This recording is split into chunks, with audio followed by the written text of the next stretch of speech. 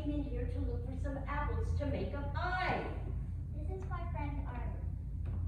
Well, come on in. Pleased to meet you, ma'am. For an apple pie. Did you ever see such a cold storage pantry, Artie? No, ma'am. It looks big enough to fill a whole orchard of apple trees. Well, it's not as big as you think, but we do put a lot of things in here, like root vegetables, potatoes, onions, carrots, and squash. A big farm like this grows a lot of food that we save for the winter. And did you ever see a round oval window like that? Well, you can open the window in cold weather and shut the door to the rest of the house. Don't you keep eggs in here too? Right you are. The best time to preserve eggs is between July and September. You got to collect them and preserve them within 24 hours. We boil a pan of water, then we lower 20 eggs into a net into the water for 20 seconds. Then we pack them in sawdust until they're needed.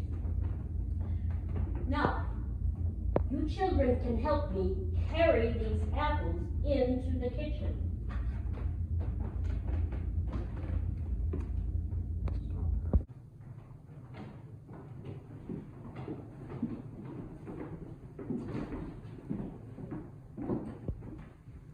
Did you ever see an apple parer tool like this, Artie? Yes, ma'am. My mother has one in the kitchen. Well, no matter. Now, I'm going to need butter for the pie crust and the rest of me baking. You two can help me out a lot by churning it, and it would save me a lot of time. Oh boy, this is gonna be a lot of fun. Mrs. Davis keeps a cow so that we can make butter by churning the cream it provides. We store the cream and the cow's milk in a cold water trough in the cellar. I already put cold cream in this churn.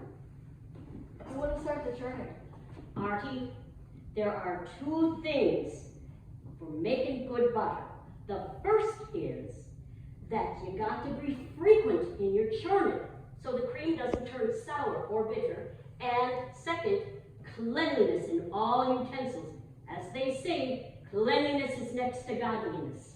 Now, whenever I churn the butter, I sing a little song that Mrs. Davis taught me. She learned it from old Jennifer Cook when she was growing up out east in Massachusetts. I know that song. It goes, Peter stands at the gate, waiting for the butter cake.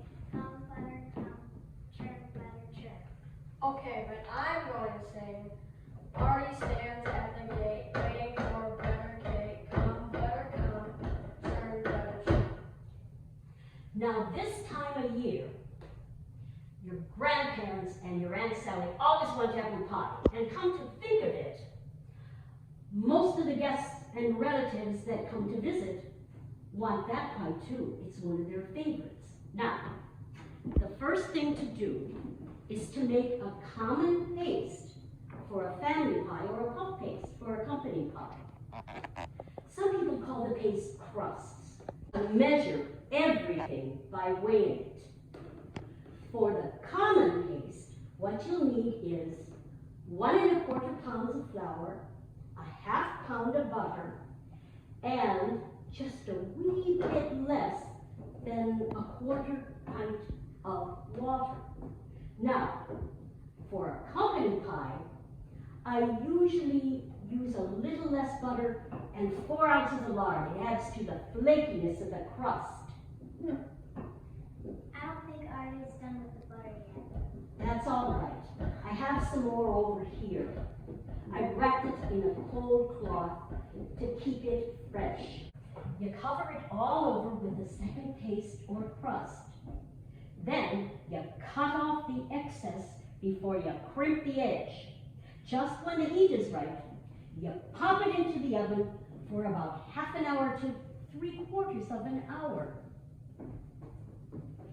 And don't be asking me about the heat. It's just something you know after you've been baking all these years.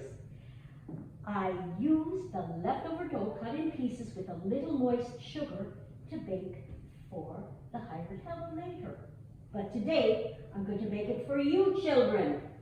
And can I come back later for a piece of the pie? And where did you get that apple? You surely may.